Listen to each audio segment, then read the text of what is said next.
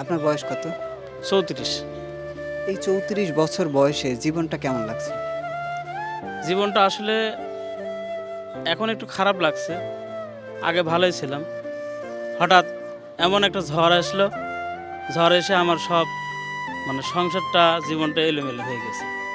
আমি 2013 সালে একটা এতিম মেয়েকে বিবাহ করেছিলাম।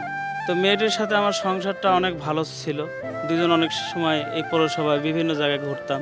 সবার এক কথায় আমরা দুজন কুষ্টিয়ার সমস্ত লোকের চোখে নজরে পড়ে গিয়েছিলাম। কিন্তু হঠাৎ আমি তাকে বললাম যে আমি ঢাকায় যাচ্ছি 3 দিনের জন্য, তুমি তোমার বোনের কাছে থাকো। সে বলল আচ্ছা ঠিক আছে। তারপরে তার বোনের কাছে থাকার পরে আমি 3 দিন পরে যখন ফেরত আসলাম, আমি বললাম যে আমি তো আসছি, তুমি রান্না টান্না কি করেছো? বলছে তোর সাথে আর সংসার হবে না, আমি তোর সাথে সংসার করব না, তুই 15 দিনের ভিতরে তালাকনামা পায়ে যাবে। আমি বললাম হঠাৎ করে? বলছে অত প্রশ্ন করার দরকার নাই, চুপচাপ থাকো আর তুমি তোমার মার কাছে চলে যাও। তাই আমি আমার মার কাছে চলে গেলাম। 15 দিন পরে শুনি যে ওর বোনের সাথে অশান্তি হয়েছে, ও একটা বাসায় ভাড়া নিয়েছে, এই যে আমাদের কুষ্টিয়া কুটিপাড়া। জীবনটা আসলে খারাপ লাগে, খুবই খারাপ লাগে। এখন যেহেতু আত্মহত্যা মহাপাপ, যার কারণে ওইটা আর করতে পারছি না, কারণ ওটা করলে তো আবার সমস্যা। জীবনটা যেমন এখন দেখেন, এই রিক্সা চালাই, পরে রিক্সা ভাড়া চালাই। আগে যাই হোক ভালোই ভাড়া টাড়া মারতাম, এখন এই যে 7টা 8টা বাজলেই দোকান বন্ধ। 8টা বাজলেই সারা শহর ফাঁকা। তাহলে কিভাবে চলবো? আগে তো ভালোই ভাড়া মারতাম, এখন তো ভালো ভাড়া হয় না। আগে মানুষ মারা যেত, আত্মা ঘুরে বেড়াতো, আর এখন আত্মা মরে যায়, মানুষ ঘুরে বেড়ায়।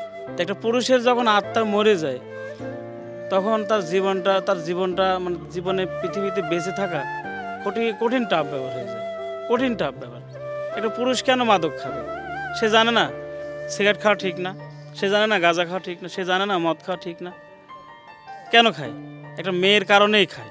এই যত সব ছেলেবেলেরা মাদক খায় একমাত্র এই মেয়েদের জন্যই, ঠিক আছে? এরকম করে বহুত পুরুষের জীবন নষ্ট করে মেয়েরাই তো পুরুষ মানুষের জীবন নষ্ট করে।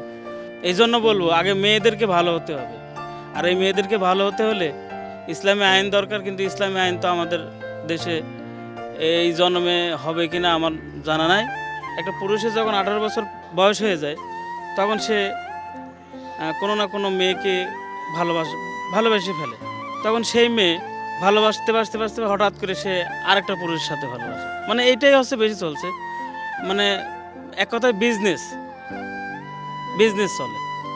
তখন যেই ছেলেটাকে ভালোবাসার পরে সেই ছেলেটাকে ছেড়ে দিয়ে আরেকটা ছেলে, যে ছেলেটাকে এই ভালোবাসা বাসতে বাসতে বাদ দিয়ে দিল। তো বাদ দেওয়ার পরে তো তাকে হত্যা করা হলো, তার আত্মাটাই সে মারি ফেললো।